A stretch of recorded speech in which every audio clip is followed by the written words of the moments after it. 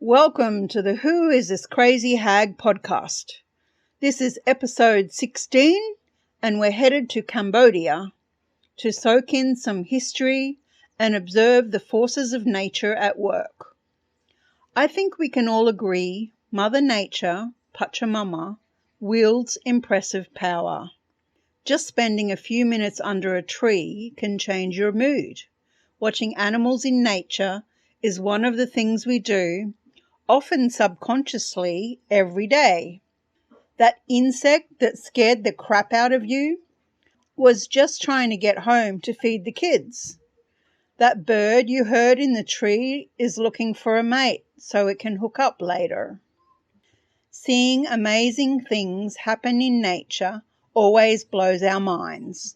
That's why we share so many animal videos on social media. I'm fascinated by nature. Around my house and garden, there are countless birds.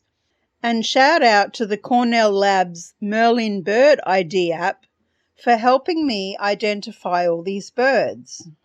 I often find fallen nests and put them back in a tree so birds can recycle the building materials. I also leave cat hair outside after I've brushed them so that it can be used for nests.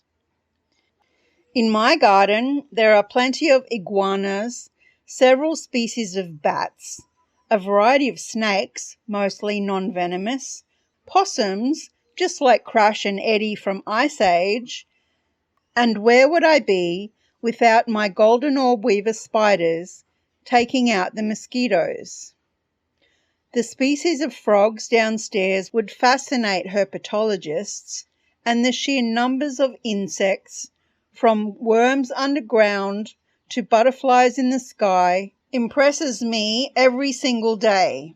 Very often, I have questions for my entomologist friend, Nancy. We'll be hearing from her later. I always take a moment to stop whatever I'm doing and observe the marvels of Mother Nature for at least a few minutes every day. It matters. It's important to acknowledge they all have a place here alongside us. And it's also good for my mental health. Shout outs to Mary in the USA. I know it's tough, but hang in there. Karine and Pedro in Ecuador. Lee in the UK, and Marlene in Germany. We're heading into Cambodia right after this short message from one of our sponsors. Secret Garden is a 5-star vegan and vegetarian restaurant where you can have an incredible chef-to-table experience for breakfast, lunch or dinner.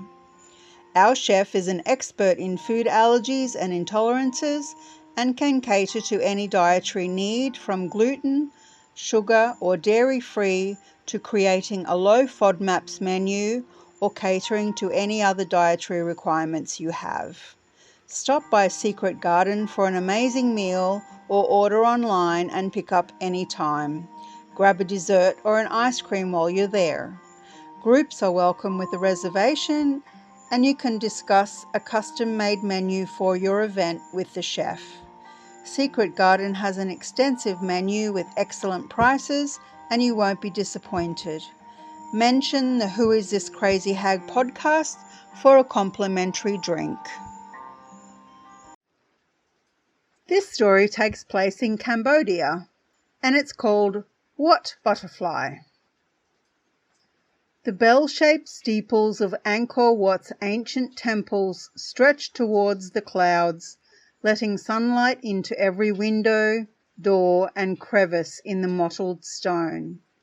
In speechless awe, I traverse the passageways slowly, touching narrative bas-reliefs with curious fingertips, absorbing the mysterious history of each building, marveling at their resistance to nature, wondering how they still stood proud amidst the growing banyan roots. Nowhere was the beautiful cruelty of nature more apparent in walls that would tumble into rubble if the trees were removed, yet would still one day be destroyed if they were not. In the middle of the crumbling ruins, I felt strangely at peace, at one with the world.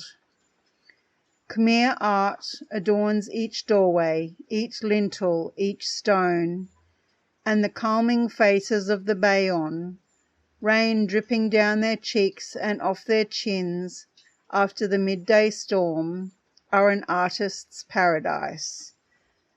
The Bayon are statues, most famously adorning the Bayon temple, that have 4 faces, one face carved into each side of the granite stone. Ta Prohm, where the trees perch above the roofs of the abandoned temples, is a wonderful blend of man-made history and the art of nature. Over the centuries, the forest has reclaimed the land, both destroying and protecting the temples at the same time. At the mercy of the living jungle, the Buddhist temple Ta Prohm is the kind of magical setting where anyone can imagine walking right into the action on the set of an Indiana Jones movie. Such is the intriguing backdrop. Lara Croft Tomb Raider was filmed here with Angelina Jolie in the year 2000.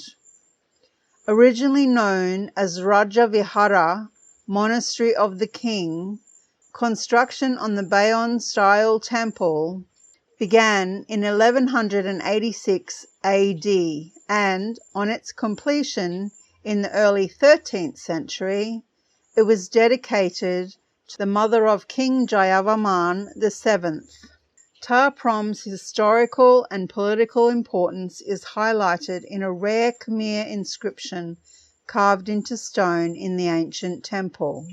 The inscription details the 3,140 surrounding villages, which were home to around 800,000 people, who worked to provide services and supplies to the 79,365 people who built and maintained the temple, including 18 great priests, 2,740 officials, 2,202 assistants, and 615 dancers. It also notes the contents of the temple's coffers and inventory: a set of golden dishes weighing more than 500 kilograms, 35 diamonds, 40,620 pearls, 4,540 precious stones, 876 veils from China, 512 silk beds, and 523 parasols. Considering these numbers were probably exaggerated to glorify the king, Ta Prohm was still an impressive monument in its day.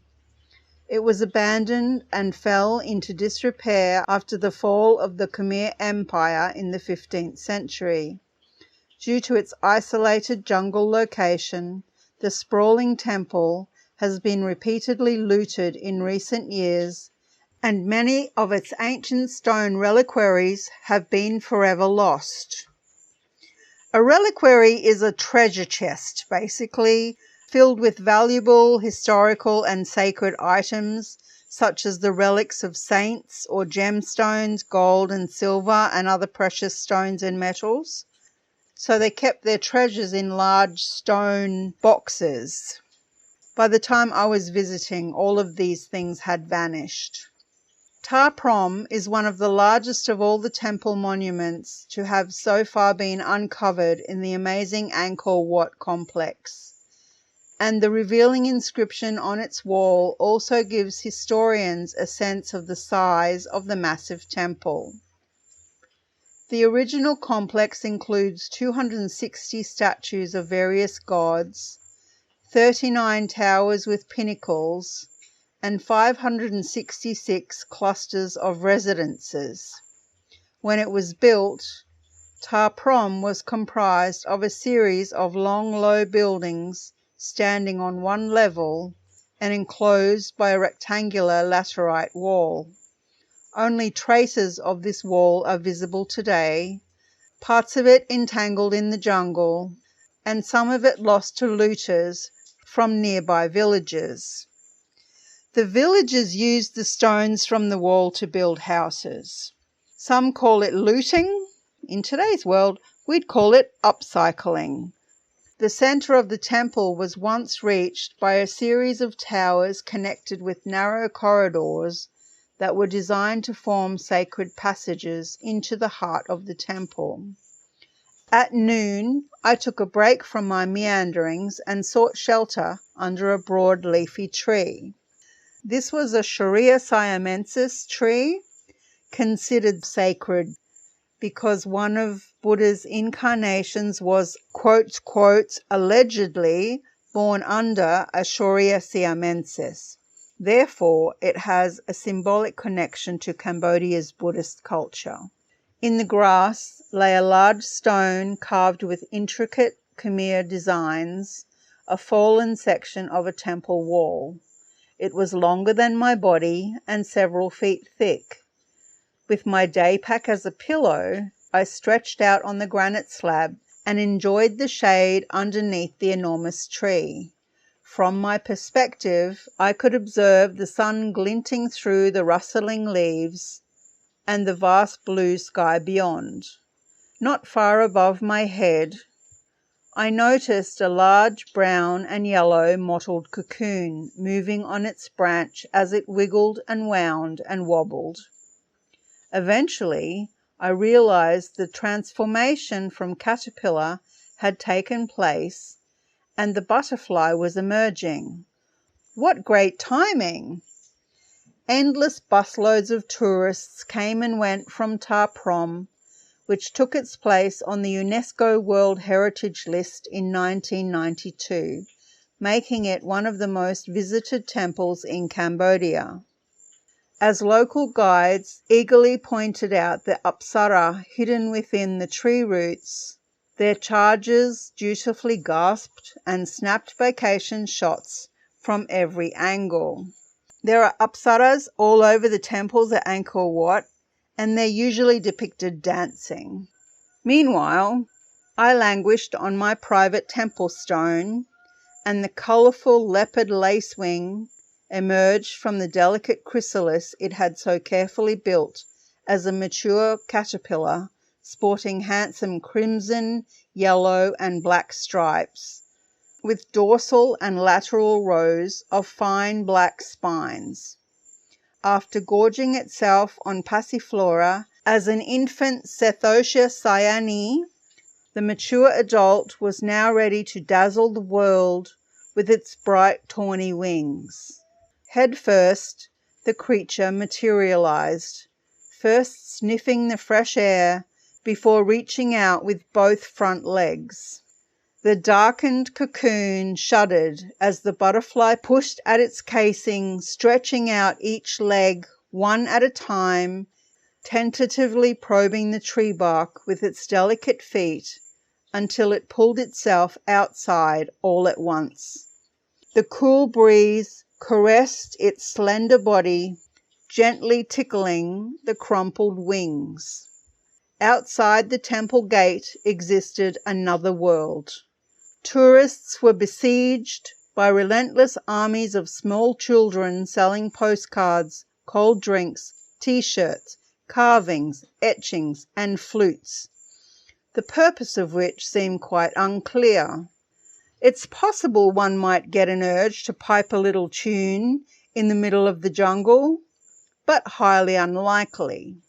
Hidden behind my now sacred to me tree, I was left undisturbed to observe nature at its finest as more busloads of tourists tromped in and out of the ancient temple, exclaiming and pointing their cameras at the thick roots of the strangling figs entwined around intricately carved stones. Awestruck, they ran fingers, still greasy from snacking on grilled meat skewers purchased nearby, over the elegantly carved ballet of celestial nymphs depicted in a series of lichen-covered bas-reliefs. The beautiful supernatural women known as apsaras are the embodied female spirits of cloud and water. They were always portrayed as youthful and elegant, dancing in the palaces of the gods.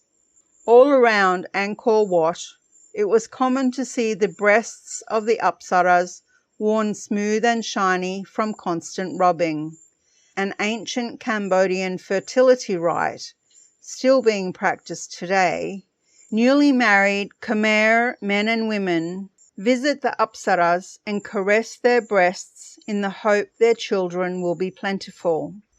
Unaware of the cacophony of human invasion, the male leopard lacewing slowly shook out its wings, allowing them to dry in the breeze. Fascinated, I was frozen to my rock as I watched this wondrous process of nature. So absorbed with my precious find, I became oblivious to the passage of time.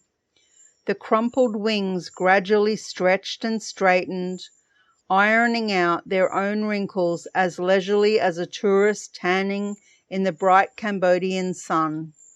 As I rested on my back, looking up into the tree, a secret voyeur to one of nature's daily mysteries, I felt privileged to witness such a magnificent event.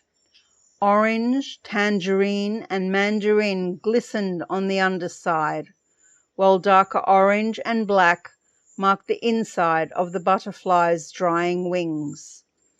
Fluttering in the breeze as it dried itself off, its intricate patterns captured my attention, the golden wings contrasting sharply against the backdrop of brilliant green leaves as it danced on the branch near the empty cocoon.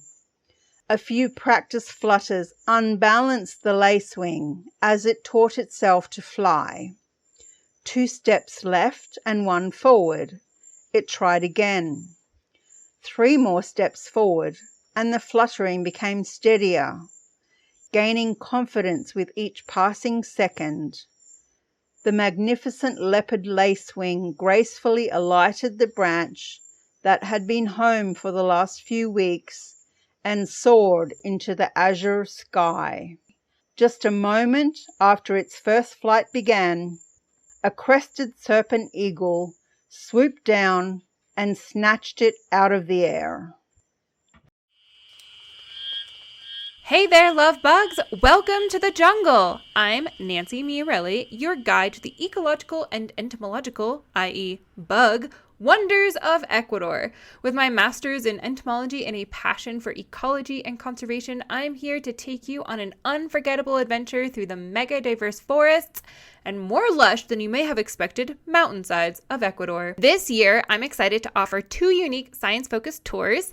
Join me for a nature journaling course where we'll sit in the grass, sketch, observe, and reflect on all the creatures and plants that we discovered. Or dive deep into evolutionary theory on my evolution tour, where you'll see what you learned in a book that one time growing on the side of a tree. Ready to embark on a journey of discovery? Visit www.scibugs.info, that is Scibugs, SCIBUGS, to learn more or find me, Scibugs, everywhere on the internet.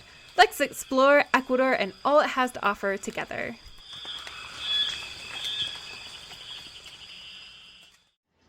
Mother Nature's brutal, isn't she? What butterfly indeed. One moment it was there, and the next it was gone. More of a catastrophe than a curveball for that poor leopard lacewing. It's life, right? Anything can happen at any time, and in the blink of an eye, everything is different. We might as well enjoy it while we can.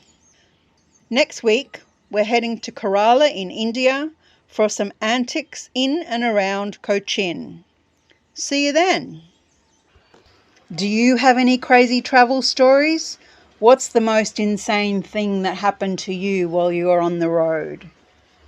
If you'd like to share, send an MP3 recording of your story or write it into an email and send it to thewitchmob@gmail.com, and it could feature in a future episode. Don't forget to pick up your Who Is This Crazy Hag stickers and totes from Redbubble. Links are in the show notes. The Who Is This Crazy Hag podcast is created, written, read, produced, edited, mixed and published by Ronnie. If you'd like to grab a copy of Few Are Oo, find the paperback on Amazon or email thewitchpod@gmail.com to get an ebook. Also, let us know via email or on Blue Sky at The Witch Pod if you're reading in a book club or a group of friends so we can give you a shout out. Don't forget to tell us where you are in the world. You can visit The Witch Pod on Spotify, YouTube, Amazon Music and Castbox, and also Substack and Patreon. See you next week.